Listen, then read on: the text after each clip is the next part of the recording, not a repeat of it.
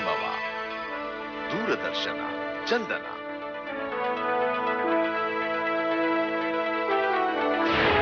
ಇದು ಕನ್ನಡ ವಾಹಿನಿ.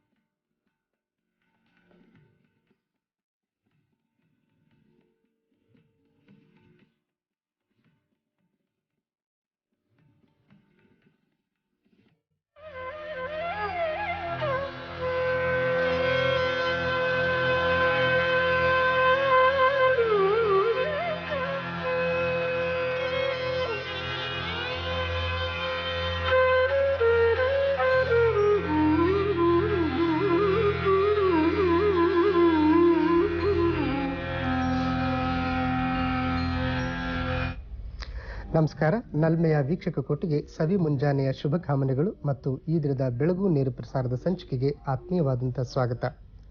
ಸಹೃದಯರೇ, ಹಣಕಾಸು ವ್ಯವಹಾರದ ಮಹತ್ವದ ಕ್ಷೇತ್ರವಾದ ಬ್ಯಾಂಕಿಂಗ್ ವ್ಯವಸ್ಥೆಗೆ ನಮ್ಮ ದೇಶದಲ್ಲಿ 2 ಶತಮಾನಗಳ ಭವ್ಯ ಇತಿಹಾಸವಿದೆ. ಕೆಲವೇ ಜನರ ಬಳಕೆಯಲ್ಲಿರುವ, ಆದರೆ ಬಹುತೇಕರ ಇಂದ ವಿಶೇಷವಾಗಿ ಗ್ರಾಮೀಣ ಜನರಿಂದ ದೂರವಿರುವ ಈ ಬ್ಯಾಂಕಿಂಗ್ ವ್ಯವಸ್ಥೆಯನ್ನು ಅವರ ಹತ್ತಿರ ತಗೊಂಡೋಗ್ಬೇಕಾಗಿರುವಂಥದ್ದು ಅನಿವಾರ್ಯ ಸ್ಥಿತಿ. ಈ ರೀತಿ ಮಾಡಬೇಕಾದ್ರೆ ಎಲ್ಲರಿಂದಲೂ ಸಾಧ್ಯವಿಲ್ಲ. ಅವರಲ್ಲಿ ನಿಜವಾದಂಥ ಕಳಕಳಿ, ಕಾಳಜಿ ಬೇಕು. ಇಂತಹ ಕಳಕಳಿ ತುಂಬಿದ ಚಟುವಟಿಕೆಗಳ ಮೂಲಕ, ನಿಸ್ವಾರ್ಥ ಸೇವಾ ಮನೋಭಾವದ ಮೂಲಕ ಕಳೆದ 5 ದಶಕಗಳಿಂದ ಬ್ಯಾಂಕಿಂಗ್ ಕ್ಷೇತ್ರ ಹಾಗೂ ಸಾರ್ವಜನಿಕರ ಒಂದು ಸಂಪರ್ಕ ಸೇತುವೆಯಾಗಿ, ಮಾಹಿತಿಯ ಆಗರವಾಗಿ ಕೆಲಸ ಮಾಡ್ತಾ ಇರುವಂಥ ಬ್ಯಾಂಕಿಂಗ್ ತಜ್ಞರು, ಲೇಖಕರು ಆದ ಶ್ರೀಯುತ UP ಪುರಾಣಿಕ್ ಅವರು ಇಂದಿನ ನಮ್ಮ ಅತಿಥಿ. ಯಾವುದೋ ಎಂಥದೋ ಒಂದು ನೌಕರಿ ಆಸರೆ ಸಿಕ್ಕ ನಂತರ ಸಾಂಪ್ರದಾಯಿಕ ಶಿಕ್ಷಣಕ್ಕೆ ಗುಡ್ ಬೈ ಹೇಳಿಬಿಡುವವರ ಮಧ್ಯೆ ಬ್ಯಾಂಕಿಂಗ್ ಕ್ಷೇತ್ರಕ್ಕೆ ಸೇವೆಗೆ ಸೇರಿದ ನಂತರ ಅನೇಕ ಉನ್ನತ ಪದವಿಗಳನ್ನು ಪಡೆದು ಅಚ್ಚರಿ ಮೂಡಿಸಿದಂಥವರು ಪುರಾಣಿಕ್ರವರು. ಉಡುಪಿ ಜಿಲ್ಲೆ ಕುಂದಾಪುರ ತಾಲೂಕಿನ ಉಪ್ಪುಂದದವರು. ಕೌಟುಂಬಿಕವಾಗಿ ಬಂದ ಕಾಯಕ ನಿಷ್ಠೆ ಮತ್ತು ಸಾಮಾಜಿಕ ಕಳಕಳಿಗಳನ್ನು ತಮ್ಮ ಸಮರ್ಥ ಸೇವೆಯ ಅಸ್ತ್ರವಾಗಿಸಿಕೊಂಡು ಮೆರೆದವರು.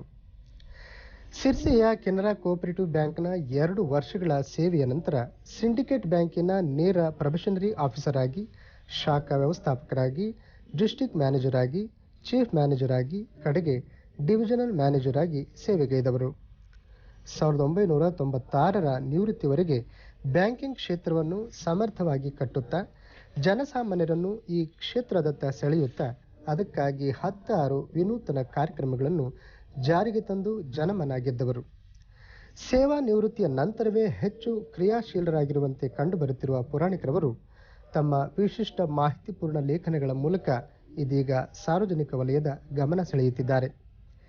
ಯಾರಿಗೆ ಬೇಡ ದುಡ್ಡು ಎಂಬ ಕೃತಿಯನ್ನು ಹೊರತಂದಿರುವ ಇವರು ಬ್ಯಾಂಕಿಂಗ್ ಉದ್ಯಮದ ಮಾಹಿತಿ ಕಣಜ ಎಂದರೆ ತಪ್ಪಾಗಲಾರದು. ಬೆಂಗಳೂರು ಸಿಟಿ ಕೋಆಪರೇಟಿವ್ ಬ್ಯಾಂಕ್ನ ನಿರ್ದೇಶಕರಾಗಿ ಅತ್ಯುತ್ತಮ ಸೇವಾ ಪುರಸ್ಕಾರಕ್ಕೆ ಭಾಜನರಾಗಿರುವ ಶ್ರೀಯುತರು ಬ್ಯಾಂಕರ್ ಟ್ರೈನಿಂಗ್ ಕಾಲೇಜು, ಕರ್ನಾಟಕ ಸಚಿವಾಲಯ ತರಬೇತಿ ಸಂಸ್ಥೆ, ಇಂದಿರಾ ಗಾಂಧಿ ಮುಕ್ತ ವಿಶ್ವವಿದ್ಯಾಲಯ, ಇಂಡಿಯನ್ ಇನ್ಸ್ಟಿಟ್ಯೂಟ್ ಆಫ್ ಮುಂಬೈ ಮೊದಲಾದ ಸಂಸ್ಥೆಗಳಲ್ಲಿ ತಮ್ಮ ಪಾಂಡಿತ್ಯದ ಸಾರವನ್ನು ದಾರಿ ಎರೀತಾ ಇದ್ದಾರೆ. ಪ್ರಿಯ ವೀಕ್ಷಕರೇ, ಬನ್ನಿ ಶ್ರೀಯುತ UP ಪುರಾಣಿಕರೊಂದಿಗೆ ಇಂದಿನ ಬೆಳಗು ಸಂವಾದವನ್ನು ಆರಿಸೋಣ. ನಮಸ್ಕಾರ ಸರ್. ಕಾರ್ಯಕ್ರಮಕ್ಕೆ ಆತ್ಮೀಯವಾದಂಥ ಸ್ವಾಗತವನ್ನು ಬಯಸ್ತಾ ಇದ್ದೀನಿ. ಬಹಳಷ್ಟು ನಂಬಿಕೆ ಏನಂದರೆ ನಮ್ಮ ಮಧ್ಯೆ 60 ನಂತರ ಅರಳು ಮರಳು ಅನ್ನುವಂಥ ಮಾತಿದೆ. ನಿವೃತ್ತಿಯ ನಂತರ ನಮ್ಮ ಬದುಕೆ, ಅದರಲ್ಲೂ ವಿಶೇಷವಾಗಿ ಈ ಒಂದು ನಿರ್ದಿಷ್ಟ ಸೇವಾ ವಲಯದಿಂದ ಬಂದಂಥವರಿಗೆ ನಿವೃತ್ತಿಯ ನಂತರ ಬದುಕು ಶೂನ್ಯ ಅನ್ನುವಂಥ ಕಲ್ಪನೆ ಬಂದ್ಬಿಡುತ್ತೆ. ಆದರೆ ನಿವೃತ್ತಿಯ ನಂತರವೇ ಹೆಚ್ಚು ಆಕ್ಟಿವ್ ಆಗಿದ್ದಾರೇನೋ ಅಂತ ಅನ್ನಿಸ್ತಾ ಇದೆ ನಮಗೆ. ಹೇಗಾಯಿತು? ನಿಜವಾಗಿ ಮನುಷ್ಯನಿಗೆ ಹೇಗಿರ್ತದೆ ಅಂತ ಹೇಳಿದರೆ, ವೃತ್ತಿ ಮತ್ತು ನಿವೃತ್ತಿ ಹಾಗೂ ಪ್ರವೃತ್ತಿ ಅಂತ 3 ವಿಷಯಗಳು. ಮನುಷ್ಯ ಸರ್ವಿಸ್ನಲ್ಲಿದ್ದಾಗ ಭಾಳಷ್ಟು ಕೆಲಸಗಳನ್ನು ಮಾಡಬಹುದು, ಆದರೆ ಕೆಲವು ಕೆಲಸಗಳನ್ನು ಮಾಡಲಿಕ್ಕೆ ಆಗ್ತಾ ಇಲ್ಲ. ನನ್ನ ಅಭಿಪ್ರಾಯದಲ್ಲಿ ನಿವೃತ್ತಿಯ ನಂತರವೇ ನಮ್ಮ ಲೈಫ್ ಸ್ಟಾರ್ಟ್ ಆಗ್ತದೆ ಅಂತ ನನ್ನ ಭಾವನೆ. ನೀವು ಹೇಳಿದ್ರಿ 60ರ ನಂತರ ಅರಳು ಮರಳು ಅಂತ ನೀವು ಹೇಳಿದಿರಿ. ಅದು ಪ್ರಾಯಶಃ ನನ್ನ ಅಭಿಪ್ರಾಯ ಪ್ರಕಾರ ಅದು ತಪ್ಪಂತ ನಾನು ಹೇಳದೇ ಇದ್ದರು ಸಾಮಾನ್ಯ ಒಂದು 2 ದಶಕಗಳ ಹಿಂದೆ ಅಥವಾ ಒಂದು 20-30 ವರ್ಷಗಳ ಹಿಂದೆ ಆ ಅಭಿಪ್ರಾಯ ಇದ್ದಿರ್ಬೋದು. ಈಗಿನ ಮಾಡರ್ನ್ ಟೆಕ್ನಾಲಜಿಯಲ್ಲಿ ಮನುಷ್ಯ 60ರ ನಂತರವೇ ಸ್ವಲ್ಪ ಸ್ಟ್ರಾಂಗ್ ಆಗಿರ್ತಾನೆ ಅಂತ ನನ್ನ ಭಾವನೆ. ಒಮ್ಮೆ ದ.ರಾ. ಬೇಂದ್ರೆ ಅವರು ಹೇಳಿದರು, ನೀವು ಅರಳು ಮರಳು ಅಂತ ಯಾಕೆ ಹೇಳ್ತೀರಿ, ಮರಳಿ ಅರಳು ಅಂತ ಹೇಳಿ ಅಂತ ಹೇಳಿದರು. ನನಗೆ ಅದು ಯಾವಾಗಲೂ ತಲೆಯಲ್ಲಿ ಬರ್ತಾ ಇರ್ತದೆ. ಒಮ್ಮೆ ನಾನು ಒಂದು ಫೇರ್ವೆಲ್ ಮೀಟಿಂಗಿಗೆ ಹೋಗಿದ್ದ ಒಬ್ರು ಸರ್ಕಲ್ ಇನ್ಸ್ಪೆಕ್ಟರ್, ಅವರು ಮುಸ್ಲಿಂ, ಬಹಳ ಒಳ್ಳೆ ಮನುಷ್ಯ. ಅವರು ಏನ್ ಹೇಳಿದ್ರು ಅಂದ್ರೆ, ನನ್ನ ಲೈಫ್ ಈಗ ಸ್ಟಾರ್ಟ್ ಆಯ್ತಂತ. ಆಗ ನಾನು ಐ ವಾಸ್ ಕ್ವೈಟ್ ಯಂಗ್. ನಾನು ಹೇಗೆ ಸ್ಟಾರ್ಟ್ ಆಗುತ್ತಪ್ಪ 60ರ ನಂತರ ಅಂತ ನಾನು ಎಣಿಸಿದ್ದೆ. ಆದ್ರೆ ಈಗ ಅನಿಸ್ತದೆ ನನಗೆ ಏನಂತ ಹೇಳಿದ್ರೆ, I started my life after my retirement ಅಂತ ಅನಿಸ್ತದೆ. ಇನ್ನೂ ಒಂದೇನಂತ ಹೇಳಿದ್ರೆ, ಮನುಷ್ಯ ನಾನು ಸರ್ವಿಸ್ನಲ್ಲಿದ್ದಾಗ ಬಹಳಷ್ಟು ಕ್ವಾಲಿಫಿಕೇಶನ್ ಅದೆಲ್ಲ ಮಾಡಿದೆ. ಅಂದ್ರೆ ತಲೆಯಲ್ಲಿ ಏನೋ ಒಂದು ಅಂಶ ಇದ್ದಾಗ ಅದನ್ನ ನಾವು ವ್ಯಯ ಮಾಡಿದಾಗ ಅದು ಹೆಚ್ಚಿಗೆ ಆಗ್ತಾ ಇರ್ತದೆ. ಅದು ಹೆಡ್ನಲ್ಲಿ ಇರ್ತದೆ. ಈಗ ನಾವು ರಿಟೈರ್ ಆದ ನಂತರ ಅದನ್ನು ಬಿಟ್ರೆ ಹೆಡ್ಡಿನಿಂದ ಅದನ್ನು ಲೆಟರ್ ಹೆಡ್ ಟ್ರಾನ್ಸ್ಫರ್ ಮಾಡಬೇಕಾಗುತ್ತೆ. ಕಡೆಗೆ ಅದು ಏನು ಪ್ರಯೋಜನ ಆಗುದಿಲ್ಲ. ನೀವು ಕ್ವಾಲಿಫೈಡ್ ಅಂತ ಹೇಳ್ಬಹುದು, ಅದು ನಿಮಗೆ ಆ ಯೋಗ್ಯತೆ ಇರುವುದಿಲ್ಲ. ಖಂಡಿತ ಹೆಡ್ಡಿಂದ ಲೆಟರ್ ಹೆಡ್ಗೆ ತರುವಂತ ಪ್ರಯತ್ನದ ಫಲವಾಗಿ ನಾವು ಅನೇಕ ಮ್ಯಾಗಝಿನ್ಗಳಲ್ಲಿ ಬಂದಿರುವಂಥ ಮುಖಪುಟದ ಕೆಲವು ಲೇಖನಗಳನ್ನ ನಾವು ಗಮನಿಸ್ತಾ ಇದ್ದೀವಿ. ಸರಿ, ಈ ಬರವಣಿಗೆ ಅನ್ನುವಂಥದ್ದು ಹೇಗೆ ಶುರುವಾಯಿತು ಮತ್ತು ಇದಕ್ಕೆ ಹೇಗೆ ಹೆಚ್ಚು ಇಂಪಾರ್ಟೆನ್ಸ್ ಕೊಟ್ರಿ? ನಾನು ನಿಜವಾಗಿ ಬರಹಗಾರನಲ್ಲ. ನನಗೆ ಬರಹಗಾರ ಆಗಬೇಕು ಅನ್ನೋ ಆಶೆಯೂ ಇರಲಿಲ್ಲ, ನನಗೆ ಟೈಮು ಇರಲಿಲ್ಲ. ನನ್ನ ಸರ್ವಿಸ್ನಲ್ಲಿ ಐ ವಾಸ್ ಡೆಡಿಕೇಟೆಡ್. ಯಾಕಂದರೆ ನನಗೆ ಒಂದು ರೀತಿಯಲ್ಲಿ ನನ್ನ ಸರ್ವಿಸ್ನಲ್ಲಿ ನನಗೆ ತುಂಬ ಇಂಟ್ರೆಸ್ಟ್ ಇತ್ತು. ಅಂದರೆ ಆ ಒಂದು ಜಾಬ್ ಇಂಟ್ರೆಸ್ಟ್ ಅಂತ ಹೇಳ್ತಾರಲ್ಲ, ತುಂಬ ಇತ್ತು. ಆದರೆ ನಾನು ಏನು ಅಭಿಪ್ರಾಯ ಪಟ್ಟೆ ಅಂತ ಹೇಳಿದರೆ, ನನ್ನ ರಿಟೈರ್ ಆದ ನಂತರ ನನ್ನ ಅನುಭವಗಳನ್ನು ಅದು ಅಲ್ಲಿಗೆ ಬಿಟ್ಟು ಹೋಗಬಾರದು. ಮತ್ತು ನಾನು ಒಂದು 6-8 ಗಂಟೆ ಸ್ಟಡಿ ಮಾಡಿದರೆ ಅಥವಾ ಅದನ್ನ ಅನುಭವ ನನಗೂ ಬರ್ತದೆ, ನನ್ನಿಂದಾಗಿ ಜನರಿಗೂ ಒಂದು ಹೆಲ್ಪ್ ಆಗ್ತದೆ. ಮತ್ತು ಈ ಹಣಕಾಸು ವಿಭಾಗದಲ್ಲಿ ಸಾಮಾನ್ಯ ಕಾಮನ್ ಮ್ಯಾನಿಗೆ ಏನು ಗೊತ್ತಿಲ್ಲ ಅಂತ ಜನ ಹೇಳ್ತಾರೆ. ಆದರೆ ನನಗೆ ಗೊತ್ತಿದ್ದ ಪ್ರಕಾರ ಇವನ್ ಎಜುಕೇಟೆಡ್ ಪೀಪಲ್ಗೆ ಸಹ ಹೆಚ್ಚಿನ ಮಾಹಿತಿ ಇಲ್ಲ. ಇದರಿಂದಾಗಿ ಇಡೀ ಪ್ರಪಂಚ 2 ರೀತಿಯಲ್ಲಿದೆ. ಒಂದು ಸೈನ್ಸ್, ಇನ್ನೊಂದು ಕಾಮರ್ಸ್. ಸೈನ್ಸ್ ಹೇಗೆ ಮುಂದರಿತದೆ ಅದನ್ನ ಮ್ಯಾನೇಜಲ್ಲಿ ಕಾಮರ್ಸ್ ಮಾಡ್ತಾ ಇರ್ತದೆ. ಆದರೆ ಮನುಷ್ಯನಿಗೆ ಈ ಕಾಮರ್ಸ್ ಅಥವಾ ಈ ಹಣಕಾಸು ವಿಚಾರದಲ್ಲಿ ಹೆಚ್ಚಿನ ಮಾಹಿತಿ ಇಲ್ಲದೆ ಇದ್ದರೆ ಅವ ಜೀವನದಲ್ಲಿ ಅಂತ ಸಕ್ಸಸ್ ಆಗುವುದಿಲ್ಲ.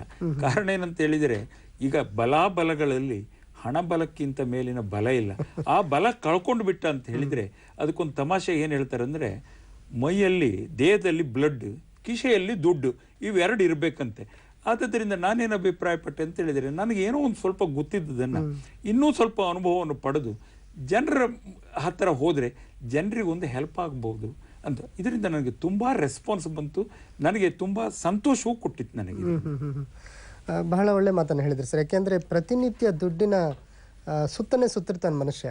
ಆದರೆ ಅದನ್ನು ಬ್ಯಾಂಕಿಂಗ್ ವ್ಯವಹಾರದತ್ತ ಹೇಗೆ ಮಾಡ್ಕೊಳ್ಬೇಕು, ಆ ವ್ಯವಹಾರದಲ್ಲಿ ತಾನು ಹೇಗೆ ಭಾಗವಹಿಸ್ಕೊಳ್ಬೇಕು ಅನ್ನುವಂಥ ಕಲ್ಪನೆ ಬರೋದಿಲ್ಲ. ಸಾಮಾನ್ಯವಾಗಿ ಎಲ್ಲವರಿಗೂ ಒಂದೊಂದು ವ್ಯವಹಾರ ಇರುತ್ತೆ, ಆದರೆ ಎಲ್ಲ ವ್ಯವಹಾರ ಇರುವುದು ಈ ಹಣ ವ್ಯವಹಾರ ಮಾತ್ರ. ಅದಿಲ್ಲದೆ ಇದ್ರೆ ವ್ಯವಹಾರವೇ ಇಲ್ಲ. ಅದನ್ನು ಒಂದು ಅಚ್ಚುಕಟ್ಟಾಗಿ ಯಾರು ಮಾಡ್ಕೊಳ್ತಾರೆ ಅಂಥವರಿಗೆ ಜೀವನ ಇಡೀ ಒಂದು ರೀತಿ ಸಂತೋಷ ಇರುತ್ತೆ. ಕಾರಣ ಅಂತ ಹೇಳಿದ್ರೆ ಆರ್ಥಿಕ ಶಿಸ್ತು ಇರುತ್ತಲ್ಲ, ಅದಕ್ಕಿಂತ ದೊಡ್ಡ ಶಿಸ್ತು ಮನುಷ್ಯನಿಗಿಲ್ಲ. ಖಂಡಿತ. ಬಹಳ ಮುಖ್ಯವಾಗಿ ತಾವು ನೇರವಾಗಿ ನೋಡ್ತಿರುವಂಥದ್ದು ಕಲಿತವರು ಕಲಿತ ಇಲ್ಲದೆ ಇರತಕ್ಕಂಥವ್ರ ಮಧ್ಯೆ ಇರತಕ್ಕಂಥ ಬ್ಯಾಂಕಿಂಗ್ ವ್ಯವಹಾರದ ಪರಿಜ್ಞಾನ ಇಲ್ಲದೆ ಇರತಕ್ಕಂಥ ಸ್ಥಿತಿಯನ್ನು, ಇದನ್ನು ತಲುಪಲಿಕ್ಕೆ ಅಥವಾ ಇದ್ರ ಬಗ್ಗೆ ಜನರಿಗೆ ಅರಿವನ್ನು ಮೂಡಿಸೋದಕ್ಕೆ ಎಂತಹ ಲೇಖನಗಳನ್ನು ಆಯ್ಕೆ ಮಾಡ್ಕೊಂಡ್ರಿ? ಯಾವುದಕ್ಕೆ ಹೆಚ್ಚು ಪ್ರಾಮುಖ್ಯತೆ ಕೊಡಿ? ನಾನು ಹೆಚ್ಚಾಗಿ ಏನಂತ ಹೇಳಿದರೆ, ನನ್ನ ಲೇಖನಗಳಲ್ಲಿ ಒಂದಲ್ಲ ಒಂದು ರೀತಿಯಲ್ಲಿ ಉಳಿತಾಯದ ಬಗ್ಗೆ ನಾನು ಬಹಳಷ್ಟು ಲೇಖನಗಳನ್ನು ಬರೆದೆ. ಉಳಿತಾಯದ ಬಗ್ಗೆ ಬಹಳಷ್ಟು ಲೇಖನಗಳನ್ನು ಬರೆದು, ಅಂದರೆ ಸಾಮಾನ್ಯ ನನ್ನ ಐಡಿಯಾ ಏನಿತ್ತು ಅಂತ ಹೇಳಿದರೆ, ಜನಗಳು ಉಳಿಸ್ಬೇಕು, ಉಳಿಸಿದ್ದನ್ನ ಅವರು ಸರಿಯಾಗಿ ಭದ್ರವಾಗಿ ಇಟ್ಕೊಂಡಿರ್ಬೇಕು, ಅದು ಇಂಪಾರ್ಟೆಂಟ್. ಎಷ್ಟೋ ಜನ ಉಳಿಸ್ತಾರೆ, ಕಷ್ಟಪಟ್ಟು ಉಳಿಸ್ತಾರೆ, ಎಲ್ಲೋ ತಗೊಂಡೋಗಿ ಇಟ್ಬಿಡ್ತಾರೆ. ಅದರಲ್ಲಿ ದ್ರವ್ಯತೆ, ಭದ್ರತೆ ಮತ್ತು ಗುಡ್ ರಿಟರ್ನ್ಸ್ ಇಲ್ಲದೆ ಇದ್ದಲ್ಲಿ ಇಟ್ಟುಬಿಟ್ಟು ಕೊನೆಯಲ್ಲಿ ಅದನ್ನ ಹಣ ಕಳ್ಕೊಂಡ್ಬಿಡ್ತಾರೆ. ಇಂಥದ್ದಕ್ಕೆಲ್ಲ ಒಂದು ರೀತಿಯಲ್ಲಿ ಒಂದು ಮನುಷ್ಯ ಸರಿಯಾಗಿ ಇರಲಿ, ಅವರಿಗೊಂದು ಮಾರ್ಗದರ್ಶನ ಇರಲಿ ಅನ್ನೋ ರೀತಿಯಲ್ಲಿ. ಮತ್ತೆ ಎಲ್ಲಿ ನೀವು ಎಡವುತ್ತೀರಿ, ಈಗ ಬರೇ ಒಂದು ಉಳಿಸುವುದು ಮತ್ತೆ ಇಡುವುದು ಮಾತ್ರ ಅಲ್ಲ, ಎಲ್ಲಿ ಎಡವುತ್ತೀರಿ. ಈಗ ಕೆಲವರು ಹೇಳಿದ್ದಾರೆ, ನಮ್ಮ ಹತ್ರ ಉಳಿಸೋದು ಅಂತ ಹೇಳಿದ್ರೆ ಹೇಗೆ ಉಳಿಸೋದು ಅಂತ ಹೇಳಿದ್ರೆ ಹೇಗೆ ಉಳಿಸೋದು, ಉಳಿಸ್ಲಿಕ್ಕೆ ಹೇಗೆ ಸಾಧ್ಯ?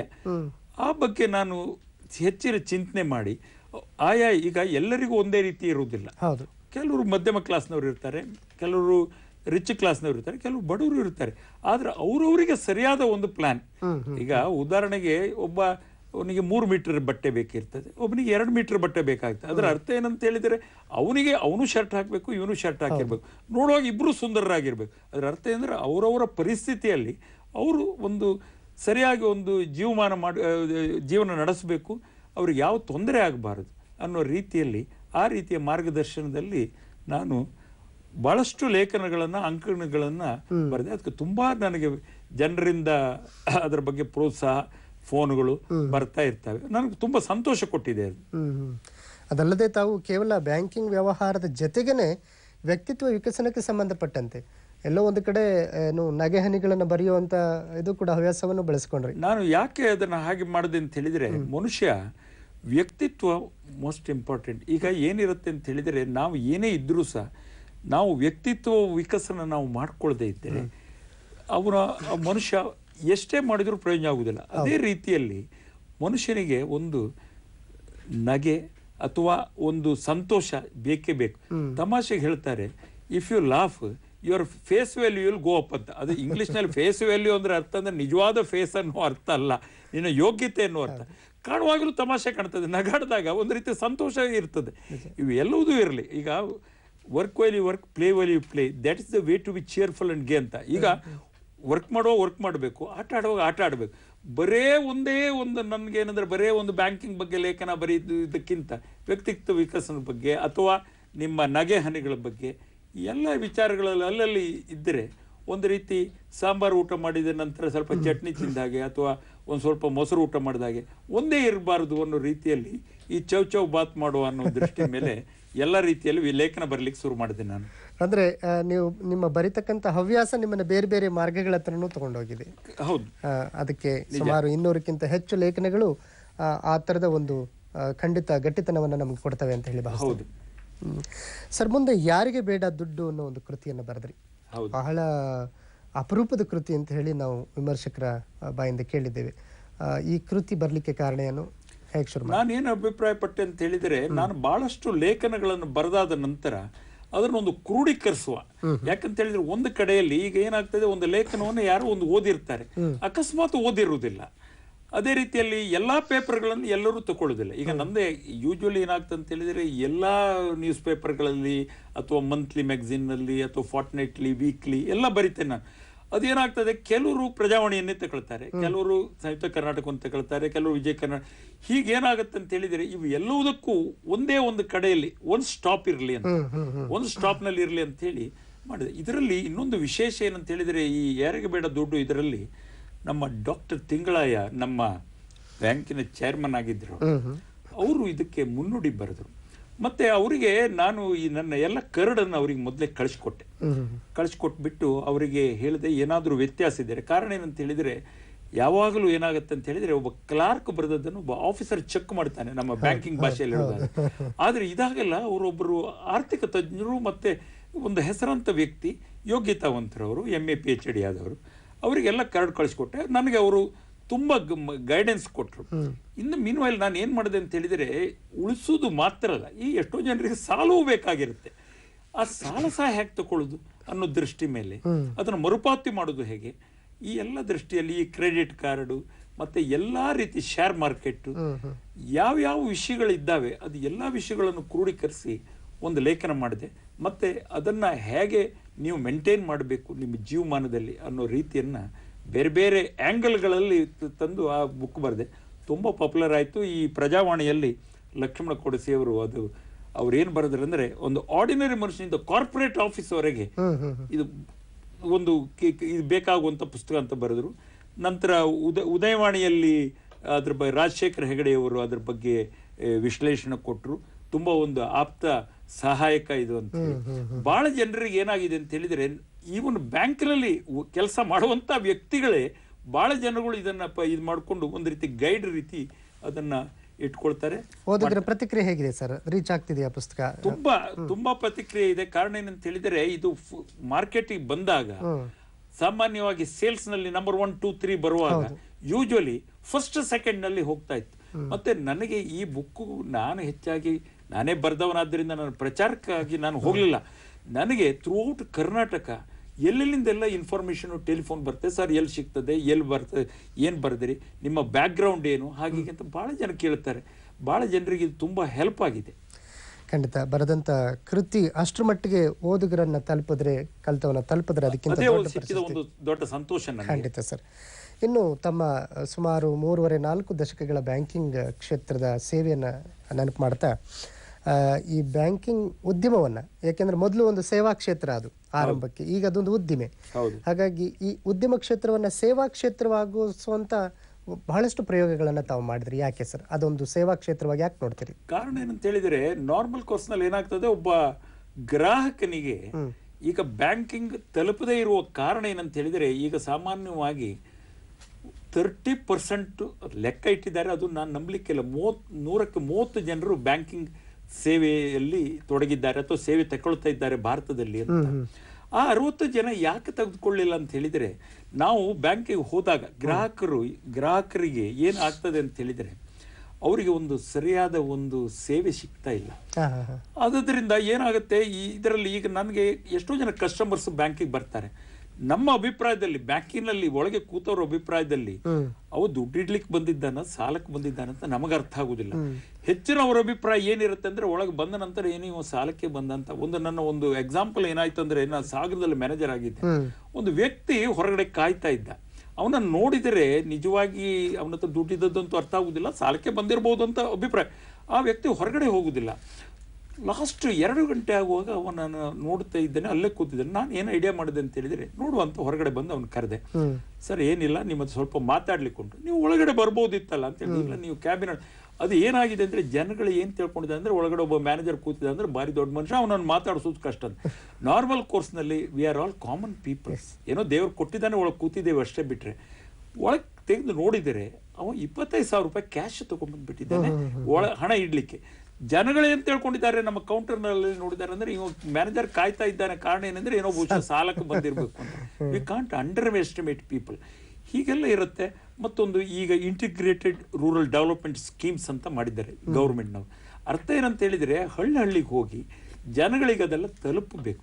ಎಷ್ಟೋ ಒಂದು ರೀತಿಯಲ್ಲಿ ಗೌರ್ಮೆಂಟ್ ಸ್ಕೀಮ್ಸ್ ಇರ್ತವೆ, ಅದು ಜನರಿಗೆ ಬರುವುದಿಲ್ಲ. ಅದಕ್ಕೆ ತಮಾಷೆಗೆ ಹೇಳ್ತಾರೆ, ಹೊಸ ಹೂಮಾಲೆ ಇದ್ದೊಡೆ ಮುಡಿಯೋರಿಲ್ಲದೊಡೆ ಅಂತ. ಹೂಮಾಲೆ ಇದೆ, ಅದನ್ನು ಮುಡಿಯೋರಿಲ್ಲ ಅಥವಾ ಮುಡಿಸುವವರಿಲ್ಲ ಅಂತ ಹೇಳ್ಬೋದು. ಮುಡಿಯೋರಿಲ್ಲ ಅಂತ ಹೇಳೋದಕ್ಕಿಂತ ಮುಡಿಸುವವರಿಲ್ಲ. ಈಗ ಏನಾಗಿದೆ, ಜನಗಳ ಹತ್ರ ಹೋಗ್ಲಿಕ್ಕೆ ಅಥವಾ ಜನರ ಹತ್ರ, ಮತ್ತೆ ಜನಗಳು ಹೇಗೆಂದ್ರೆ, ಕಾಮನ್ ಪೀಪಲ್ ಎಷ್ಟೊಂದು ರೆಸ್ಪೆಕ್ಟ್ನಿಂದ ನಾವು ನೋಡ್ತಾರೆ.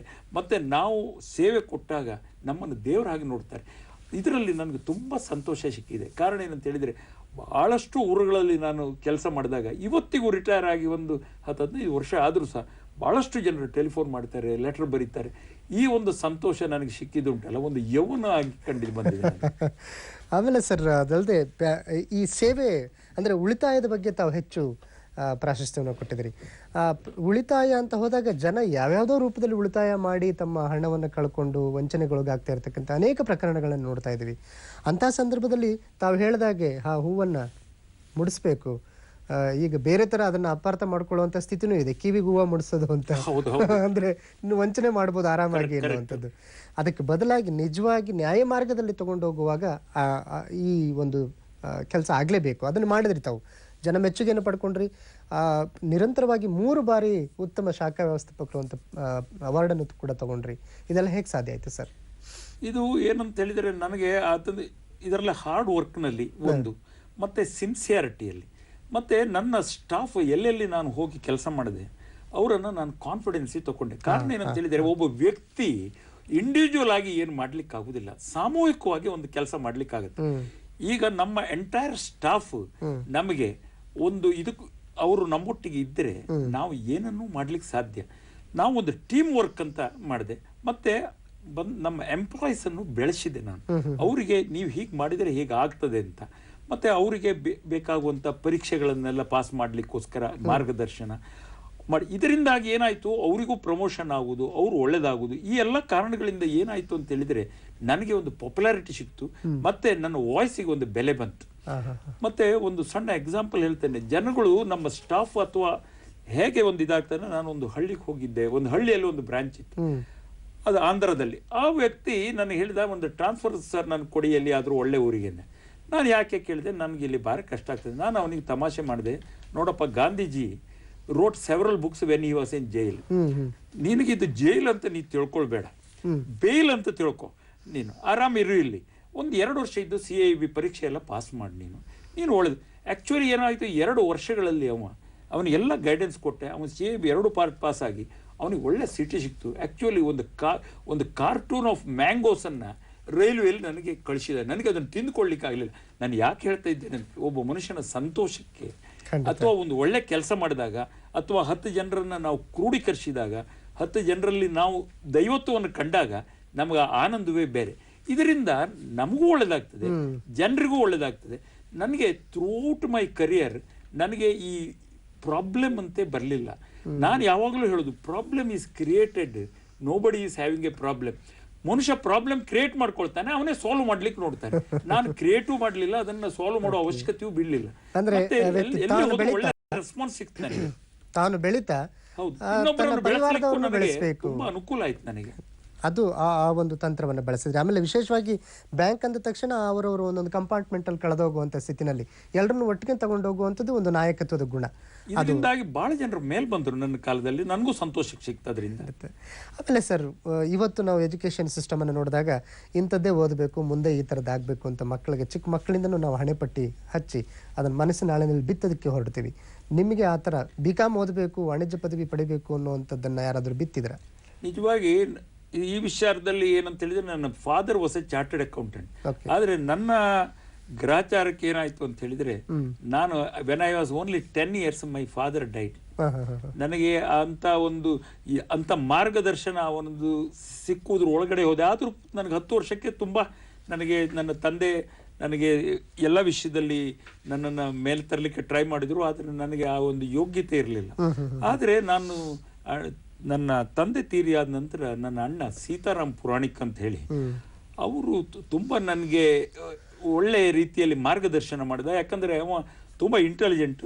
ನಾನು ಕಾಮರ್ಸ್ಗೆ ನೀನು ಹೋಗು, ಇಟ್ಸ್ ಎ ಕವೆಟೆಡ್ ಡಿಗ್ರಿ, ಮುಂದೆ ನೀನು ಒಳ್ಳೇದಾಗ್ತಿ ಅಂತ ನನಗೆ ಹೇಳಿದ. ಮತ್ತೆ ಮೀನ್ಮೇಲೆ ನನಗೇನಾಗಿತ್ತಂದ್ರೆ, ಒಂದು ಬಹಳ ಆಶ್ಚರ್ಯವಾದ ಸಂಗತಿ ಅಂದರೆ, ಸಾಮಾನ್ಯವಾಗಿ 7-8ನೇ ಕ್ಲಾಸ್ನಲ್ಲಿ ಇರುವಾಗಲೂ ಈ ಸಿಂಡಿಕೇಟ್ ಬ್ಯಾಂಕ್ ಬೋರ್ಡ್ ನೋಡ್ತಾ ಇರ್ತಿದ್ದೆ ನಾನು. ನೋಡಿದಾಗೆಲ್ಲ ಈ ಸಿಂಡಿಕೇಟ್ ಬ್ಯಾಂಕ್ ಸೇರುದು ಅಂತ. ಅದೇನೊಂದು ಬಹಳ ಆಶ್ಚರ್ಯ ಸಂಗತಿ ಏನಂದ್ರೆ, ಯದ್ಭಾವಂ ತದ್ಭವತಿ ಅಂತ ಹೇಳಿದಾಗ ಎಲ್ಲರಿಗೂ ಬಯಸಿದ್ದು ಸಿಗ್ತಾ ಇಲ್ಲ. ಆ ಭಗವಂತ ನನಗೆ ಬಯಸಿದ್ದೆಲ್ಲ ಕೊಟ್ಟ. ಹಾಗಾಗಿ ನಾನು BCom ಮಾಡಿದೆ. ಆ ನಂತರ ನಾರ್ಮಲ್ ಕೋರ್ಸ್ ಸಿಂಡಿಕೇಟ್ ಬ್ಯಾಂಕಿಗೆ ಸೇರ್ಬೇಕು ಅಂತ ನನ್ನ ಅಭಿಪ್ರಾಯ ಇದ್ದರೂ ಒಂದು ಅರ್ಜಿ ಹಾಕಿದೆ, ನನಗೆ ಅಪಾಯಿಂಟ್ಮೆಂಟ್ ಸಿಕ್ಕಿಲ್ಲ. ಅದು ಯಾರು ತಪ್ಪಂದು ನಾನು ಹೇಳೋದಿಲ್ಲ. ನನ್ನ ಯೋಗ್ಯತೆಯಲ್ಲಿ ನಾನು ದೊಡ್ಡ ಮನುಷ್ಯ ಆಗ್ಬೇಕಂತಿತ್ತೋ ಏನೋ ಗೊತ್ತಿಲ್ಲ, ನಾನು ಡೈರೆಕ್ಟ್ ಈ ಕೋಆಪರೇಟಿವ್ ಬ್ಯಾಂಕಿಗೆ ಸೀಟ್ಶಲ್ಲಿ ಸೇರ್ಕೊಂಡೆ. ಅಲ್ಲಿನಿಂದ ಒಂದು ಸ್ವಲ್ಪ ಸಮಯ ಆದ ನಂತರ TFI ರೋಡ್ ಇದರಲ್ಲಿ ಕುಮಟಾ ಕ್ರಾಸ್ ಆಗ್ತಾ ಇದ್ರು. ತಕ್ಷಣ ನಾನು ಅವ್ರಿಗೆ ಒಂದು ಅಪ್ಲಿಕೇಶನ್ ಕೊಟ್ಟರೆ, he was A great man. ಎಂಥ ಒಂದು ಯೋಗ್ಯತಾ ಮನುಷ್ಯ ಅಂದರೆ, ನನ್ನ ಅಪ್ಲಿಕೇಶನ್ ನೋಡಿ, ಹ್ಯಾಂಡ್ ರೈಟಿಂಗ್ ನೋಡಿ, this boy has A bright future ಅಂತ ಹೇಳಿಬಿಟ್ರು. ಅಲ್ಲೇ ಅಪಾಯಿಂಟ್ಮೆಂಟ್ ಮಾಡಿದ್ರು. ಡೈರೆಕ್ಟ್ ಇನ್ಸ್ಪೆಕ್ಷನ್ ನಲ್ಲಿ ತಗೊಂಡ್ಬಿಟ್ರು ನನ್ನನ್ನು. I started my career as an inspecting officer. It was great. Normal course ನಲ್ಲಿ ಕ್ಲಾರ್ಕ್ ಆಗಿ ಜಾಯ್ನ್ ಆಗುವ ಡೈರೆಕ್ಟ್ ಇನ್ಸ್ಪೆಕ್ಟರ್ ಆಗಿ ಜಾಯ್ನ್ ಆದೆ. ಇದು ನನಗೆ ಆಕ್ಚುಲಿ ಸ್ಪೀಕಿಂಗ್ ನಾನು ಬಯಸಿದ ಹಾಗೆ ಆಯ್ತೆ ವಿನಃ ಏನೋ ಒಂದು ಇಂಜಿನಿಯರ್ ಆಗಬೇಕು, ಡಾಕ್ಟರ್ ಆಗಬೇಕು ಅಂತ ನನಗೆ ಆಸೆ ಇರಲಿಲ್ಲ. ನಾನು ಬ್ಯಾಂಕರ್ ಆಗ್ಬೇಕಂತ ಇತ್ತು. ನಾನು ಬ್ಯಾಂಕರ್ ಆಗಿಯೇ ಸಕ್ಸಸ್ ಆದೆ. ಈವನ್ ರಿಟೈರ್ ಆದ ನಂತರ ಸಹ ಇದು ಬ್ಯಾಂಗ್ಳೂರ್ ಸಿಟಿ ಕೋಆಪರೇಟಿವ್ ಬ್ಯಾಂಕ್ನಲ್ಲಿ ನನ್ನ ಡೈರೆಕ್ಟರ್ ಆಗಿ ತಗೊಂಡು ಅಲ್ಲಿ ಸಹ ಈ ಮಿನಿಟಿಗೂ ಸಹ ನಾನು ಬ್ಯಾಂಕಿಂಗ್ ವಿಂಗ್ನಲ್ಲೇ ಇದ್ದೇನೆ ಅಂತ ಹೇಳಲಿಕ್ಕೆ ಸಂತೋಷ ಪಡ್ತೇನೆ ನಾನು. ಆಮೇಲೆ ಒಟ್ಟು ಅಂದರೆ ಪ್ರಾರಂಭಿಕ ಹಂತದಿಂದ ರಿಟೈರ್ಡ್ ಆಗುವವರೆಗೆ ಬಹಳಷ್ಟು ಹುದ್ದೆಗಳನ್ನು ನಿಭಾಯಿಸಿದ್ರಿ ಸರ್. ಡಿವಿಷನಲ್ ಮ್ಯಾನೇಜರ್ ಆಗಿ ರಿಟೈರ್ಡ್ ಆಗುವಂಥ ಮಟ್ಟಕ್ಕೆ ತಾವು ತಮ್ಮ ಅನುಭವವನ್ನು ಗಟ್ಟಿಗೊಳಿಸ್ಕೊಂಡ್ರಿ. ಈ ಹಂತದಲ್ಲಿ ನಿಮಗೆ ಬಹಳ ಮುಖ್ಯವಾಗಿ ಯಾರ ಪ್ರಭಾವ ಹೆಚ್ಚಾಯಿತು ಸರ್? ನಿಜವಾಗಿ ಏನಾಯ್ತು ಅಂತ ಹೇಳಿದ್ರೆ, ನಾನು ಈ ಸಿಂಡಿಕೇಟ್ ಬ್ಯಾಂಕಿಗೆ ಸೇರುವಾಗ ಫಸ್ಟ್ ನನಗೆ ನಾನು ಹೇಳಿದಾಗೆ TFI ಅವರು, ನಿಮಗೆ ಗೊತ್ತಿರ್ಬೋದು, ಸೆಂಟ್ರಲ್ ಗೌರ್ಮೆಂಟ್ನಲ್ಲಿ ಮಿನಿಸ್ಟರ್ ಆಗಿದ್ದರು. ಅಂದರೆ ನಂತರ ಅವರ ಪ್ರಭಾವ, ತುಂಬ ಪ್ರಭಾವ ಅವರದ್ದು ನನಗೆ ಬಿತ್ತು. ನಂತರ ಬ್ಯಾಂಕಿಗೆ ಸೇರಿದ ನಂತರ ನಮ್ಮ ಚೇರ್ಮನ್ TMA ಪೈ ಆಗಿದ್ದರು. ಅವರು ಅಂತ ಒಂದು ವ್ಯಕ್ತಿ ಪ್ರಪಂಚದಲ್ಲಿ ನಭೂತೋ ನಭವಿಷ್ಯತ್ ಅಂತ ಹೇಳಿದ್ರೆ ಬರೋದು ಕಷ್ಟ. ಯಾಕಂದ್ರೆ ಡಾಕ್ಟರ್ ಆಗಿ ಬ್ಯಾಂಕಿಂಗ್ ಮಾಡಿದವರು, ಅವರೊಟ್ಟಿಗೆ ನನಗೆ ಟ್ರಾವೆಲ್ ಮಾಡುವಂಥ ಸನ್ನಿವೇಶ ಭಾಳ ಇತ್ತು. ತುಂಬ ಮೋಲ್ಡ್ ಮಾಡಿದ್ರು ಅವರು, ನನಗೆ ತುಂಬ ಮಾರ್ಗದರ್ಶನ ಮಾಡಿದ್ರು ಅವರು, ಇವರು TMA ಆ ನಂತರ KK ಪೈಗಳಿದ್ರು. ಅಂತ ಒಂದು ಶಿಸ್ತು, ಒಂದು ಡಿಸಿಪ್ಲಿನ್ ಜನ ಲೈಫ್ನಲ್ಲಿಲ್ಲ. ನನಗೆ ಅವರನ್ನ ಈ ಜೀವಮಾನದಲ್ಲಿ ಯಾವಾಗಲೂ ಆ ಶಿಸ್ತಿನ ಬಗ್ಗೆ ಡಿಸಿಪ್ಲಿನ್. ಅವ್ರದ್ದೊಂದು ಟೆಲಿಫೋನ್ ಬಂದರೆ, ಒಬ್ಬ ಬ್ರಾಂಚ್ ಮ್ಯಾನೇಜರಿಗೆ ಹೆಡ್ ಆಫೀಸಿನ ಟೆಲಿಫೋನ್ ಬಂದರೆ ಅವನು ನಿಂತ್ಕೊಳ್ತಿದ್ದ. ಕಾರಣ ಏನಂದ್ರೆ ಎಲ್ಲೋ KK ಪೈ ಎದುರುಗಡೆ ಇದ್ದಾರಂತ, ಅಂಥ ಒಂದು ವ್ಯಕ್ತಿತ್ವ ಇತ್ತು ಅವರಲ್ಲಿ. ಆ ನಂತರ ಲಾಸ್ಟಿಗೆ ನನ್ನ ಬುಕ್ಕಿಗೆ ಇದು ಇಂಟ್ರೊಡಕ್ಷನ್ ಮಾಡಿದಂಥ ಡಾಕ್ಟರ್ NK ತಿಂಗಳಯ್ಯ, ನೀವು ರಿಯಲ್ ಎ ಗ್ರೇಟ್ ಮ್ಯಾನ್.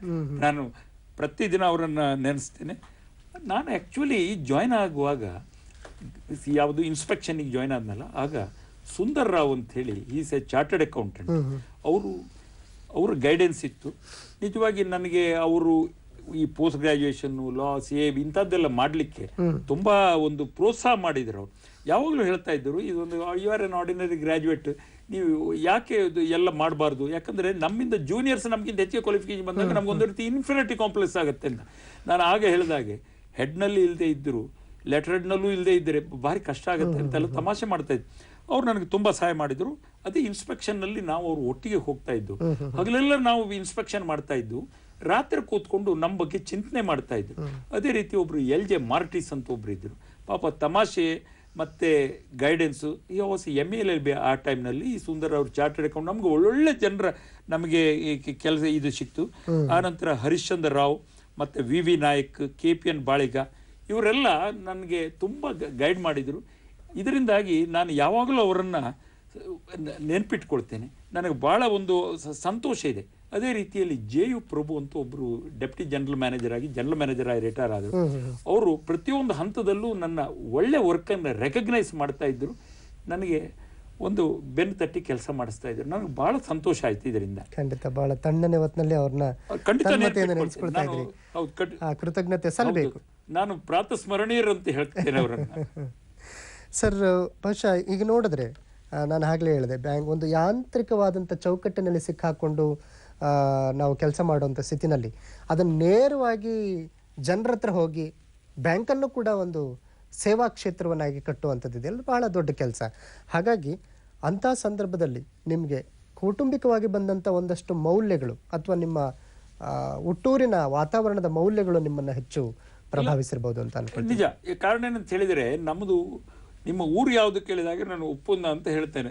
ಬಹಳ ಜನ ನಗಾಡ್ತಾರೆ ಹಾಗೆ ಹೇಳಿದ ಕೂಡಲೇ. ಕಾರಣ ಏನಂದ್ರೆ, ಉಪ್ಪುಂದ ಅಂದ್ರೆ ಯಾರಿಗೆ ಗೊತ್ತಿದೆ, ಉಪ್ಪುಂದ ಯಾರಿಗೆ ಅರ್ಥ ಆಗುದಿಲ್ಲ, ಯಾಕಂದ್ರೆ ಅದೊಂದು ಸಣ್ಣ ಊರದು. ಆದ್ರೆ ನಾನು ಹೇಳುವಾಗ UP ಪುರಾಣಿಕ ಅಂದ್ರೆ ಉಪ್ಪುಂದ ಪರಮೇಶ್ವರ ಪುರಾಣಿಕ ಅಂತ, ನಾನು ಅಂದ್ಕೊಳ್ಳು ಉಪ್ಪುಂದ ಅನ್ನೋದು. ಆದ್ರೆ ಅದು ದಕ್ಷಿಣ ಕನ್ನಡ ಜಿಲ್ಲೆಯಲ್ಲಿರುವ ಒಂದು ಊರು. ಒಂದು ಕಡೆಯಲ್ಲಿ ಪಶ್ಚಿಮ ಘಟ್ಟ, ಇನ್ನೊಂದು ಕಡೆಯಲ್ಲಿ ಸಮುದ್ರ. ವಾತಾವರಣ ಎಷ್ಟೊಂದು ಸುಂದರವಾಗಿದೆ ಅಂತ ಹೇಳಿದರೆ, ಮಧ್ಯದಲ್ಲಿ ತೆಂಗಿನ ಮರಗಳು ಕಾಡು ಬೆಳೆದಾಗಿ ಬೆಳ್ಕೊಂಡಿದೆ. ಮತ್ತೆ ಅಲ್ಲಿಯ ಜನಸಮೂಹವು ಹಾಗೆ ಎಲ್ಲ ಕಾಮ್ ಅಂಡ್ ಕ್ವೈಟ್, ಒಳ್ಳೆ ಉತ್ತೇಜನಕಾರಿ ಜನಗಳು. ಮತ್ತೆ ಈ ಸೇವಾ ಮನೋಭಾವನೆ ಅಂತ ಹೇಳಿದರೆ, ನನಗೆ ಬಿಗಿನಿಂಗ್ನಿಂದ ನನ್ನ ತಂದೆ ಭಾಳ ಮೊದಲೇ ತೀರ್ಕೊಂಡಿದ್ರಿಂದ ಹಲವಾರು ಜನರ ಸಹಾಯದಿಂದ ನಾನು ಮೇಲೆ ಬಂದೆ. ಈಗ ನಾನು ಒಬ್ಬನೇ ಏನೋ ಒಂದು ಅಚೀವ್ ಮಾಡಿದೆ ಅಂತ ಹೇಳೋದಿಲ್ಲ. ಈಗ ಇಂಥ ಒಂದು ಸಂದರ್ಭಗಳಲ್ಲಿ ನಾವು ಭಾಳ ಜನರು ನಮಗೆ ಹೆಲ್ಪ್ ಮಾಡಿದರು. ನಾನು ಹೇಳಿದಾಗ ನನ್ನ ಅಣ್ಣ ನನ್ನ ಬೆನ್ನಿತ್ತು, ನನ್ನನ್ನೆಲ್ಲ ಹೆಲ್ಪ್ ಮಾಡಿ ನನಗೊಂದು ಸ್ಥಾನಮಾನ ಕೊಟ್ಟ. ಅದೇ ರೀತಿಯಲ್ಲಿ ನನ್ನ ದೊಡ್ಡ ತಂದೆ ಒಬ್ಬರು ಇದ್ದರು, ಅನಂತಯ್ಯ ಪುರಾಣಿಕ್ ಅಂತ. ಅವರು ಒಂದ್ಸಲ ತಮಾಷೆ ಮಾಡಿದರು. ನನ್ನ ಸರ್ವಿಸ್ನಲ್ಲಿ 3-4 ತಿಂಗಳಾದ ಕೂಡಲೇ ಬಂದಿದ್ದೆ. ಏನು ಮಗು, ನೀನು ಏನು ಉಳಿಸ್ಕೊಂಡಿದ್ದೆ, ಏನು ಮಾಡಿದೆ? ನಾನು ಹೇಳಿದೆ, ಆ್ಯಕ್ಚುಲಿ ನನ್ನ ಹತ್ರ when I join the service I did not even have A watch.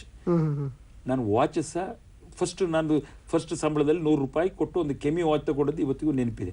ಆದರೆ ಆ ಸಂತೋಷವೂ ಇದೆ ನನಗೆ, ಆ ಸಂತೋಷವೂ ಇದೆ. ಆ ವಾಚ್ ಇಲ್ದಿದ್ದು ಒಳ್ಳೆದಾಯ್ತು. ಯಾಕಂದ್ರೆ ಕಾಲೇಜಲ್ಲಿ ಇರುವಾಗ ಗಂಟೆ ಕಾಯ್ತಾ ಇರ್ತಿದ್ದೆ ನಾನು ಲೆಕ್ಚರ್ ಇದಕ್ಕೆ. ನನಗೆ ಟೈಮ್ ಆದ್ದು ಗೊತ್ತಾಗಿರ್ಲಿಲ್ಲ, ಕಾರಣದಿಂದ ನನ್ನ ಹತ್ರ ವಾಚ್ ಇರಲಿಲ್ಲ.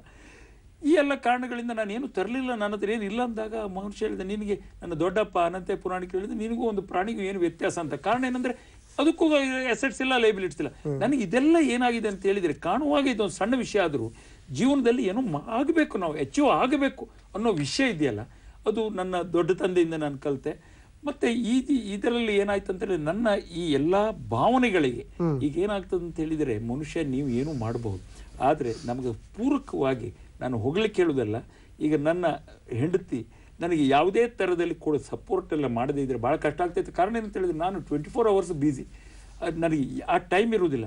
ನನಗೆ ಅದಕ್ಕೆ ಸರಿಯಾದ ಫುಡ್ಡು ಅಥವಾ ನನಗೆ ಮೆಡಿಸಿನ್ನು ಮತ್ತೊಂದು ಇದಕ್ಕೆಲ್ಲ ತುಂಬ ನನ್ನ ಬೆನ್ನಿಂದಿತ್ತು ಸಹಾಯ ಮಾಡಿದ್ಲು. ಈ ಕಾರಣದಿಂದ ನನಗೆ ಏನಾದರೂ ಒಂದು ಜೀವನದಲ್ಲಿ ಒಂದು ಅಚೀವ್ ಮಾಡಲಿಕ್ಕೆ ಅಥವಾ ನನ್ನ ಮಕ್ಕಳಿಗೆ ಒಂದು ಒಂದು ಬುದ್ಧಿ ಹೇಳಲಿಕ್ಕೆ ಅಥವಾ ಅವರನ್ನೆಲ್ಲ ಮೇಲ್ ತರಲಿಕ್ಕೆ ನನಗೆ ಭಾಳ ತುಂಬ ಹೆಲ್ಪ್ ಆಯ್ತು. ಮತ್ತೆ ವಾತಾವರಣ ನಮ್ಮ ಊರಿಂದ ಹೇಗಿತ್ತು ಅಂತ ಹೇಳಿದರೆ ತುಂಬ ಚೆನ್ನಾಗಿತ್ತು. ನಾವು ಸ್ಕೂಲ್ ಡೇಸ್ನಲ್ಲಿ ಇರುವಾಗಲೂ ಸಹ ಒಳ್ಳೊಳ್ಳೆ ಮಾಸ್ಟರ್ ಸಿಕ್ಕಿದ್ರು ನಮಗೆ. ನಾನು ಪ್ರೈಮರಿ ಸ್ಕೂಲಲ್ಲಿ ಇದು ಎಜುಕೇಷನ್ ಇರುವಾಗ ಒಬ್ಬರು ಕೃಷ್ಣ ವೈದ್ಯ ಅಂತಿದ್ರು, ಒಬ್ಬರು ಅಪ್ಪಣ ಶೆಟ್ಟರು ಅಂತಿದ್ರು, ಮತ್ತೆ ಇವರು ಗಣಪತಿ ವೈದ್ಯ ಅಂತ. ಅವರೆಲ್ಲ ನಮ್ಗೆ ಏನು ಮಾಡ್ತಾ ಇದ್ದಾರೆ ಅಂತ ಹೇಳಿದ್ರೆ, ಮಗು ನೀವು ಹೀಗೆ ಬೆಳಿಬೇಕು ಹಾಗೆ ಬೆಳಿಬೇಕು ಅಂತ. ನಂತರ ನಾನು ಹೈಸ್ಕೂಲ್ ಎಜುಕೇಷನ್ಗೆ ಬರುವಾಗ ಗಣಪ ಹೆಬ್ಬಾರ್ ಅಂತ ಒಬ್ರು ಇದ್ರು, ಹೊನ್ನ ಮಾಸ್ಟರ್ ಅಂತ ಒಬ್ರು ಇದ್ರು. ಇವರೆಲ್ಲ ನಮ್ಗೆ ಏನು ಮಾಡಿದ್ರು ಅಂತ ಹೇಳಿದ್ರೆ ನಮಗೊಂದು ಒಳ್ಳೆ ಮಾರ್ಗದರ್ಶನ ಮಾಡಿದ್ರು. ಎಲ್ಲಕ್ಕೂ ಮೇಲಾಗಿ ನಾನು ಕಾಲೇಜಿಗೆ ಬಂದಾಗ ನನಗೆ ಬಹಳ ಇಂಪ್ರೆಷನ್ ಆದದ್ದು ಅಂತ ಹೇಳಿದ್ರೆ ಒಬ್ರು ಸುಂದರ್ ರಾವ್ ಅಂತ. ಆದ್ರೆ ನಾನು ಹಿಂದೆ ಹೇಳಿದ ನಮ್ಮ ಬ್ಯಾಂಕಿನ ಸುಂದರ್ ರಾವ್ ಅಲ್ಲ, ಇವರು ಪ್ರಿನ್ಸಿಪಲ್ ಆಗಿದ್ರು. ಅವ್ರಿಗೆ ನಾವು ಶೇಕ್ಸ್ಪಿಯರ್ ಸುಂದರ್ ರಾವ್ ಅಂತ ಕರಿತಾ ಇದ್ವು. ಯಾಕಂದ್ರೆ ಯಾವ ರೀತಿಯಲ್ಲಂದ್ರೆ ಅವರು ಬಂದು ಒಂದು ಶೇಕ್ಸ್ಪಿಯರ್ ಸ್ಟಾರ್ಟ್ ಮಾಡಿದ್ರೆ ಅವ್ರನ್ನ ನೋಡಿದಾಗ ನಾವು ಶೇಕ್ಸ್ಪಿಯರೇ ಬಂದು ನಿಂತಿದ್ದಾರೋ ಏನೋ ಅಂತ. ಅವ್ರು ಏನು ಹೇಳ್ತಾರೆ ಅದೆಲ್ಲ ನಮಗೆ ಒಂದು ರೀತಿಯ ಓದದೇ ಬೇಡ, ಬಾಯಿಗೆ ಬರ್ತಿತ್ತು. ಈಗ ಉದಾಹರಣೆಗೆ ಜೂಲಿಯಸ್ ಸೀಸರ್ ಅವರು ಪಾಠ ಮಾಡುವಾಗ ಅವ್ರು ಹೇಳ್ತಿದ್ರು ಏನಂತ ಹೇಳಿದರೆ, ತಾವು ಅವರ ಒಂದು ಮಾಡುವಂತ ಒಂದು ಕ್ರಮ ಇದೆ ಅಂತ ಹೇಳಿದ್ರೆ, let me have men around me or fat, sleek-headed men sleep over might, yon Cassius is lean and hungry looking, such men are dangerous. ಅವ್ರು ಏನ್ ಹೇಳ್ತಾರೆ ಅದು ನಮಗೆ ಇಲ್ಲಿ ಬಾಯ್ಪಾಠ ಬರುತ್ತೆ, ಓದುವ ಅವಶ್ಯಕತೆ ಇಲ್ಲ. ಮಟ್ಟಿಗೆ ಪರಿಣಾಮಕಾರಿಯಾದಂತ ಇಂಪ್ರೆಷನ್ ಮಾಡಿದ್ರು ಅವರು ಅಂತ ಹೇಳಿದ್ರೆ, ಅಂತ ಟೀಚರ್ಸ್ ಅಂತ ಒಂದು ಪ್ರೊಫೆಸರ್ಸ್ ಜೀವಮಾನದಲ್ಲಿ ನಮಗೆ ಸಿಗಲಿಲ್ಲ ಅಂತ ನನ್ನ ಅಭಿಪ್ರಾಯ. ಇವೆಲ್ಲ ನನಗೆ ಏನಾಯ್ತು ಅಂತ ಹೇಳಿದ್ರೆ, ನನಗೆ ಥ್ರೂಔಟ್ ಜೀವಮಾನದಲ್ಲಿ ಪ್ಲಸ್ ಪಾಯಿಂಟೇ ಸಿಕ್ಕಿದ್ರಿಂದ ನನಗೆ ಇನ್ನೊಬ್ಬರಿಗೆ ಸ್ವಲ್ಪ ಹಂಚಿಕೊಳ್ಳಿಕ್ಕೂ ನನಗೊಂದು ಅವಕಾಶ ಸಿಕ್ತು. ಕಳಕಳಿ ಅಲ್ಲಿಂದನೇ ಬಂತು. ತುಂಬಾ ಸಂತೋಷ ಆಯ್ತು ನನಗೆ. ಇನ್ನು ಶಿಕ್ಷಣಕ್ಕೆ ಬಂದಾಗ ಸರ್, ಒಂದು BCom ಮುಗಿಸಿದ್ರಿ, ಒಂದು ಜಾಬ್ ಕೂಡ ಸಿಕ್ಬಿಡ್ತು. ಜಾಬ್ ಸಿಕ್ಕಿದ ನಂತರ ಹೆಚ್ಚು ಡಿಗ್ರಿಗಳನ್ನ ತಗೊಂಡ್ರಿ, ತಾಂತ್ರಿಕವಾಗಿ ಬೇಕಾಗಿರ್ತಕ್ಕಂಥ ಎಲ್ಲ ಅರ್ಹತೆಗಳನ್ನ ಪಡ್ಕೊಂಡ್ರಿ. ಯಾಕೆ? ನಾನು ಏನ್ ಮಾಡಿದೆ ಅಂತ ಹೇಳಿದ್ರೆ, ಈಗ BCom ಆದ ನಂತರ ನಾನು ಬ್ಯಾಂಕಿಗೆ ಸೇರ್ಕೊಂಡೆ. ಕಾರಣ ಏನಂತ ಹೇಳಿದ್ರೆ ನಮ್ಗೆ ಜಾಬಿನ ಅವಶ್ಯಕತೆ ಇತ್ತು. ಆದ್ರೆ ನನ್ನ ಮನಸ್ಸಿನಲ್ಲಿ ಏನಿತ್ತು ಅಂತ ಹೇಳಿದ್ರೆ, I should be highly qualified person, I should be second to none. ಈ ಏನೋ ಒಂದು ರೀತಿ ಒಳಗೆ ಈಗೋ ರೀತಿಯಲ್ಲಿತ್ತು. ಆದ್ರೆ ಅದು ಆಟೋಮೆಟಿಕ್ ಆಗುದಿಲ್ಲ, ಅದಕ್ಕೊಂದು ಹಾರ್ಡ್ ವರ್ಕ್ ಬೇಕು. ಮತ್ತೆ ಮೇಲಾಗಿ ಏನಂದ್ರೆ, ನಾನು ಡೈರೆಕ್ಟರ್ ರಿಕ್ರೂಟ್ ಆದವನಾದ್ದರಿಂದ ಕೆಲವೇ 1-2 ವರ್ಷ ಮಾತ್ರ ಇನ್ಸ್ಪೆಕ್ಷನ್ ಆಗಿ ನನಗೆ ಬ್ರಾಂಚ್ ಮ್ಯಾನೇಜರ್ ಅಂತ ಪೋಸ್ಟ್ ಮಾಡಿದ್ರು. ಅದು ತುಂಬಾ ಹೆವಿ ವರ್ಕ್ ಇರ್ತಾ ಇತ್ತು. ಆ ಹೆವಿ ವರ್ಕ್ ಮಧ್ಯದಲ್ಲಿ ಈ ವರ್ಕ್ ಅನ್ನು ಮಾಡೋದುಂಟಲ್ಲ ಬಹಳ ಕಷ್ಟ. ಅಂದ್ರೆ ಇದನ್ನ ಸ್ಟಡಿ ಮಾಡೋದು ಅವೆಲ್ಲ ಭಾರಿ ಕಷ್ಟ. ನೀವು ನಂಬಲಿಕ್ಕಿಲ್ಲ, ಒಮ್ಮೆ ನನ್ನ ಆದ ಒಂದು ಎಕ್ಸ್ಪೀರಿಯನ್ಸ್ ನೋಡಿದ್ರೆ, ಬೆಳಿಗ್ಗೆ 7 ಗಂಟೆಯಿಂದ 5 ಗಂಟೆ ಸಾಯಂಕಾಲದವರೆಗೆ ನಾನೊಂದು ಪರೀಕ್ಷೆ ಬರೆದೆ. ಇದು ಪಕ್ಕ ಜನರು ನಂಬಲಿಕ್ಕಿಲ್ಲ. ಇದು ಎಕ್ಸಾಂಪಲ್ ಹೇಗೆ ಅಂದ್ರೆ, CIB ಪರೀಕ್ಷೆ ನಮ್ಮ ಕಾಲದಲ್ಲಿ 7 ಗಂಟೆಯಿಂದ 9 ಗಂಟೆವರೆಗೆ ನಮ್ಗೆ ಆಗ್ತಾ ಇತ್ತು. ಅದು ಕಾರಣ ಏನಂದ್ರೆ, 9 ಗಂಟೆ ನಂತರ ಬ್ಯಾಂಕಿಗೆ ಹೋಗ್ಲಿಕ್ಕೋಸ್ಕರ ನಾನು 7 ಗಂಟೆಯಿಂದ 9 ಗಂಟೆವರೆಗೆ CIB ಪರೀಕ್ಷೆ ಬರೆದು ಅಲ್ಲಿ ಬ್ರೇಕ್ 1 hour ತಕೊಂಡು ನಂತರ ಲಾ ಪರೀಕ್ಷೆ ಬರ್ದೆ ನಾನು.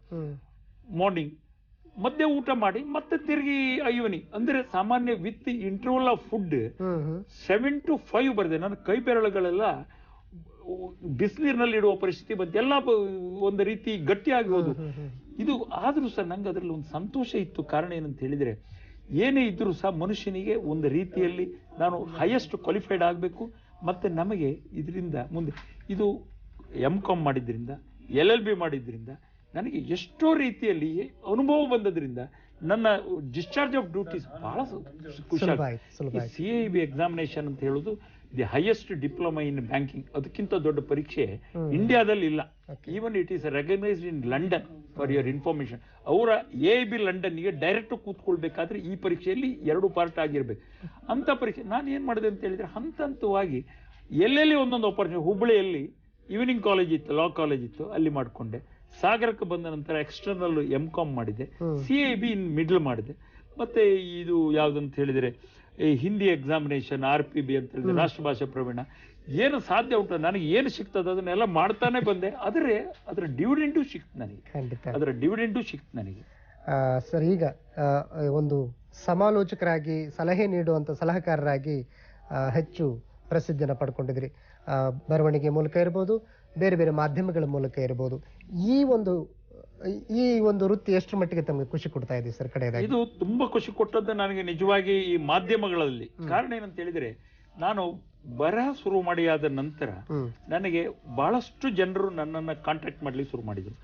ನಂತರ ನಾನು ಈಗ ಚಂದನದಲ್ಲಿ ಮತ್ತು ಜ್ಞಾನವಾಣಿಯಲ್ಲಿ ಇಂಥ ವಿಷಯಗಳನ್ನು ಆಗಾಗ ಮಾಡ್ತೇನೆ. ಆಕ್ಚುಲಿ ನಾನು ಹೊಗಳಲಿಕ್ಕೆಲ್ಲ, ನನ್ನ ಪ್ರೋಗ್ರಾಮಿಗೆ ಜನ ಕಾಯ್ತಾ ಇರ್ತಾರೆ ಮತ್ತು ಅದನ್ನು ರಿಪೀಟ್ ಮಾಡಿದಾಗೆಲ್ಲ ಅದು ನನಗೆ ಹೇಗೆ ಗೊತ್ತಾಗ್ತದೆ ಅಂತೇಳಿ ನನಗೆ ಬರುವ ರೆಸ್ಪಾನ್ಸ್, ನನಗೆ ಒಂದು ಆ ದಿನ ಬರುವಂತ ಒಂದು ರೆಸ್ಪಾನ್ಸ್ ಅಲ್ಲ, ನನಗೆ ಥ್ರೂ ಔಟ್ ದ ಡೇ ಸಾಮಾನ್ಯವಾಗಿ 8-8:30 ಗಂಟೆ ಆಯ್ತು ಅಂತ ಆದ್ರೆ ನನಗೆ ಎಲ್ಲಿಂದಾದ್ರೂ ಫೋನ್ ಬರ್ತದೆ. ದಾರಿಯಲ್ಲಿ ಅಲ್ಲಿ ಇದ್ದಾಗ ನನ್ನನ್ನು ಹಿಡಿತಾರೆ. ನಾನು ಟೈಮ್ಸ್ ಮೊಬೈಲ್ ನನಗೆ ವರ್ಕ್ ಆಗ್ತಾ ಇಲ್ಲ, ನಾನು ಅವ್ರಿಗೆ ಹೇಳ್ತೇನೆ, ನಾನು ಲ್ಯಾಂಡ್ಲೈನ್ಗಾರು ಮಾಡಿಯಪ್ಪ, ರಾತ್ರಿ ನಾನು ಮಾತಾಡ್ತೇನೆ ಮತ್ತೆ.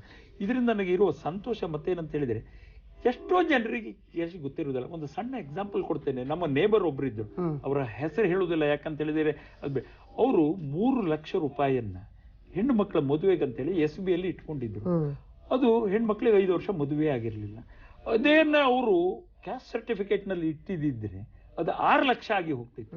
ನಂತರ ನನ್ನ ಸಂಪರ್ಕಕ್ಕೆ ಬಂದ ನಂತರ ನಾನು ಅದನ್ನ ಕ್ಯಾಸ್ಟ್ ಸರ್ಟಿಫಿಕೇಟ್ ಮಾಡಿದೆ. ಆ ನಂತರ 3 ಇಯರ್ಸ್ ಮೇಲೆ ಮದುವೆ ಆಯ್ತು. ಅದು ಅವ್ರು ಯಾವಾಗ್ಲೂ ಹೇಳುದು, ನೀವು ಮೊದಲೇ ಸಿಕ್ಕಿದ್ದರೆ ನನಗೆ ನನ್ನ ಡಬಲ್ ಆಗ್ತಿತ್ತು ನನ್ನ ಹಣ ಅಂತ. ಈ ಸಣ್ಣ ಸಣ್ಣ ವಿಷಯ ನೋಡ್ಲಿಕ್ಕೆ ಇಟ್ ಈಸ್ ಕ್ವೈಟ್ ಕಾಮನ್. ಈಚೆ ಕಿಶೆಯಲ್ಲಿ ಇಡುವುದನ್ನ ಈಚೆ ಕಿಶೆಯಲ್ಲಿ ಇಟ್ಟರೆ ಹೇಗೆ ಅನ್ನೋ ಒಂದು ಅನುಭವ. ಇದನ್ನೆಲ್ಲ ನನಗೆ ಪ್ರತಿಯೊಬ್ಬರು ಸಾವಿರಾರು ಜನ ಫೋನ್ ಮಾಡ್ತಾರೆ, ಬಹಳಷ್ಟು ಜನ ಲೆಟರ್ ಬರೀತಾರೆ, ಮತ್ತೆ ಕೆಲವರು ದೂರದಿಂದ ಪಾಪ ಅವ್ರಿಗೆ ಒಮ್ಮೊಮ್ಮೆ ಮೊಬೈಲ್ ನಲ್ಲಿ ಅರ್ಧ ಗಂಟೆ ಮಾತಾಡ್ತಾರೆ. ಅವ್ರಿಗೆ ಎಷ್ಟು ಖರ್ಚಾಗಿರ್ಬೋದು ಅಂತ ನನಗೆ ಅನಿಸುತ್ತೆ.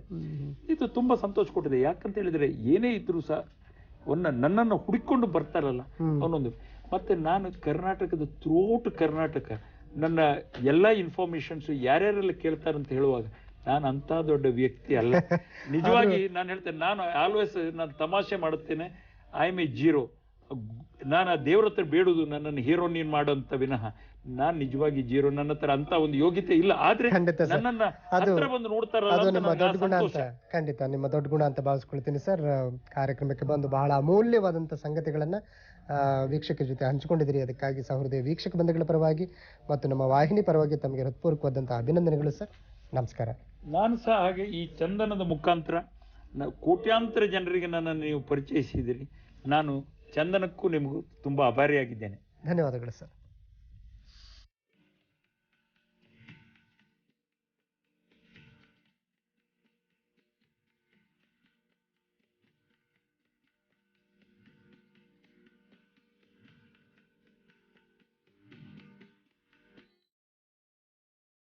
ಮುಂದುವರಿಸ್ತಾ ಇಂದಿನ ದಿನಚರಿ ಬಗ್ಗೆ ಮಾಹಿತಿ ನೀಡುತ್ತಿದ್ದೇವೆ, ನೋಡೋಣ.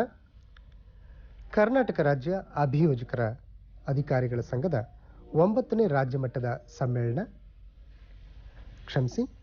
ಓಪನ್ ಸ್ಕೌಟ್ ಗ್ರೂಪ್ಸ್ ಇನ್ ಕರ್ನಾಟಕ, ಇದರ ಸಂಸ್ಥಾಪಕರಾದ MH ರಾಮಚಂದ್ರರಾವ್ ಅವರನ್ನು ಕುರಿತ ಕೃತಿ ಬಿಡುಗಡೆ ಸಮಾರಂಭ. ಸ್ಥಳ ರಾಜ್ಯ ಪ್ರಧಾನ ಕಚೇರಿ, ಕೋಟೆ, ಕೊಂಡಜ್ಜಿ ಬಸಪ್ಪ ರಸ್ತೆ, ಬೆಂಗಳೂರು. ಸಮಯ ಸಂಜೆ 4 ಗಂಟೆಗೆ. ಕರ್ನಾಟಕ ರಾಜ್ಯ ಅಭಿಯೋಜನಾಧಿಕಾರಿಗಳ ಸಂಘದ 9ನೇ ರಾಜ್ಯ ಮಟ್ಟದ ಸಮ್ಮೇಳನ. ಸ್ಥಳ ಬೆಲ್ ಹೋಟೆಲ್, ಸಿಟಿ ರೈಲ್ವೆ ನಿಲ್ದಾಣ, ಬೆಂಗಳೂರು. ಸಮಯ ಬೆಳಗ್ಗೆ 10:30 ಕರ್ನಾಟಕ ರಾಜ್ಯ ಅನುದಾನಿತ ಪ್ರಾಥಮಿಕ ಶಾಲಾ ಶಿಕ್ಷಕರ ಸಂಘದಿಂದ ಶೈಕ್ಷಣಿಕ ಸಮಾವೇಶ ಮತ್ತು ಸನ್ಮಾನ ಸಮಾರಂಭ. ಸ್ಥಳ ಶಿಕ್ಷಕರ ಸದನ, ಕೆಂಪೇಗೌಡ ರಸ್ತೆ, ಬೆಂಗಳೂರು. ಸಮಯ ಮಧ್ಯಾಹ್ನ 12:30